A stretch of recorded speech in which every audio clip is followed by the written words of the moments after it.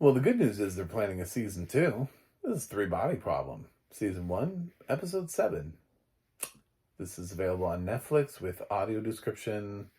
I haven't actually stayed for the end of it every single time, but I'm pretty certain this has just been Darren Polish the whole time. So shout out to Darren. Anyway, click subscribe so that we can solve this three body problem together. I'm working my way through the series. I'm working my way back to you, babe. Anyway, I do that sometimes. That's why you should subscribe, because you never know what might happen on this channel. So Three Body Problem. We advanced to episode 7 with after the probe is going to be a human. Like, what? And then Will's like, I'm going to buy a star. And you're like, okay, bro. This is just rich people buying shit. It's, I'm like, I'm all for the system that we have, but at a certain point, it's like when you get so rich that you can start your own space program, I'm just like, we're doing it wrong. Capitalism's too much capitalism. We got to dial it back a little bit. Somewhere along the way, we messed up.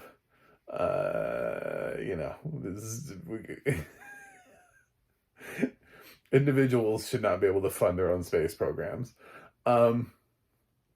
So this dude's just like, yeah, I got $16 million. I'll buy a star for Jin.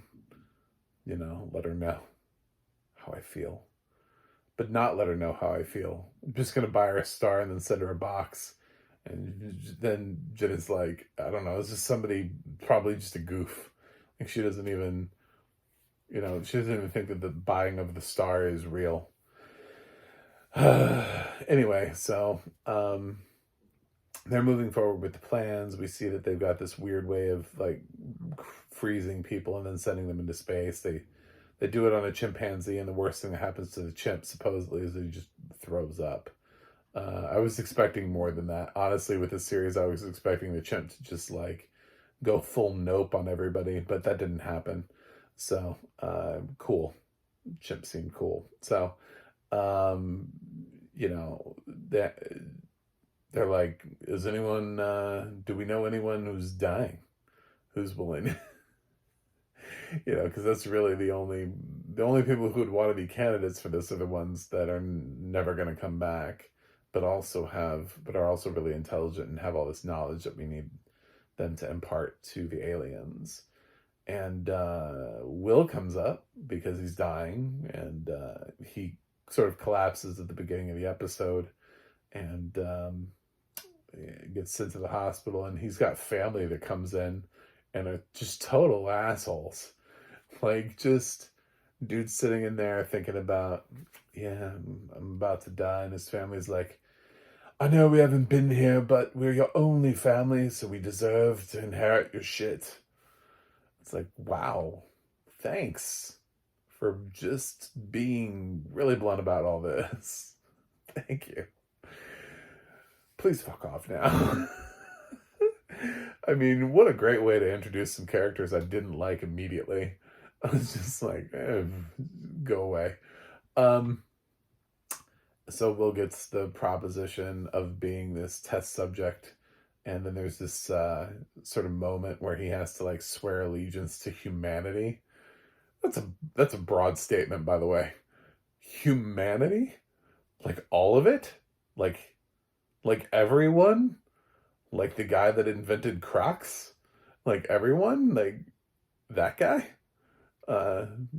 Serial killers and everything too. I gotta swear allegiance to them. I can't trade out I can't go up there into space and the aliens are like, we're gonna need to kill 5 humans, and be like, well, I can tell you where the prisons are and where the death row inmates are, and you can, I don't know, find some. We'll talk about who killed little girls and something, I don't know, but humanity, all of it, you must you must align with humanity. And Will's like, I don't know about that. I align with Jin though, and they're like, that's good enough. She is humanity. Uh, okay. So, because she's part of humanity, they think Will's the right person for this. Um, and then he has this thing where he has to like consent 5 times. This is this is a long episode. They clearly used all the budget in episode 5. I mentioned this in episode 6, where I was like, yeah, this is a lot of just like slowing it down. We're gonna explain some shit. We're gonna show you where we are.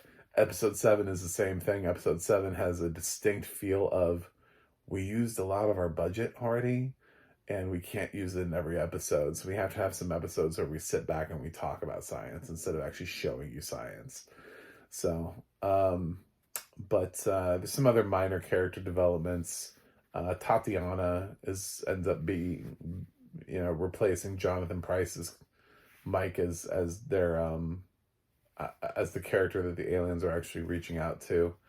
Meanwhile, Yawija is out there in the world just feeling super depressed because everything she believed is a lie, and she doesn't know what to do with herself. So the episode kind of ends with like Tatiana finding her and being like, hey, what's up? How you doing? And she's like, not great. I came here to look at the sunset. And then they look at the sunset together. And then we just waiting for episode 8. We're just waiting for episode 8. So some ideas and some thoughts and stuff thrown out there, and the cast keeps moving around and whatever. I don't know.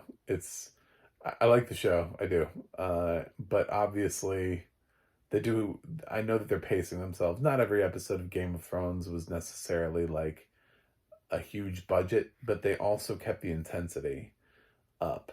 Do you know what I'm saying? Like, what these guys did with Game of Thrones, for example, like the episode Tyrion's trial. That's a great episode. Doesn't require a lot of money. It's probably a lower budget episode in terms of money spent. Not a lot of locations. It's mostly inside the castle. He spends a lot of time in his cell or, in the room listening to testimony being given. So it's a compelling episode, though. It's a really great episode, and it doesn't have a lot of violence, and just, yeah, it's a great time for all. So here we're doing a lot of explaining, and it's not quite as compelling. We are in season 1, so we are still learning who these characters are. And to be fair, the Tyrion trial was deep into the series, like season 4 ish. So yeah, I get it. I still have to know who these people are and where they're going with life. And but it does feel like an imbalance a little bit. It feels like we've slowed down. I know we're going to pick up. I know I've got 3 episodes left. There's no way that they're going to end on a slow note. But they're out there doing press now for awards campaigning, and they're telling people about their season 2 ideas. So this is not a show that is... I guess this ends in a way where it's like ambiguous, and they're like, might there only be 1 season? Well, it looks like that they're planning for a 2nd season, and Netflix is probably going to stick with it. Ratings have been pretty solid. If this thing gets Emmy nominations, they'll stick with it. It's odd that they haven't renewed it yet, but I know it's high budget. It's the same shit they pulled with Sandman, where even though Sandman was like #1 in 80 countries for like 6 weeks, it took them forever to like renew Sandman because of how expensive it was. So, 3 Bodies got to come through with some Emmy nominations. I think that's what'll help Netflix solidify this decision. Weird thing is we won't find out until July. Do I think it'll take till July for the show to get renewed for a 2nd season? Possibly. Yeah, I wouldn't be surprised. So, anyway, 3 Body Problem, season 1, episode 7. I'm going to give it an A-. It's a strong episode, and I like the characters, but it doesn't really go anywhere. So, it's just kind of like, feels like well, we got a 10-episode order. We don't have the money. What are we doing here? I don't know. Let's do something cool with the chimpanzee.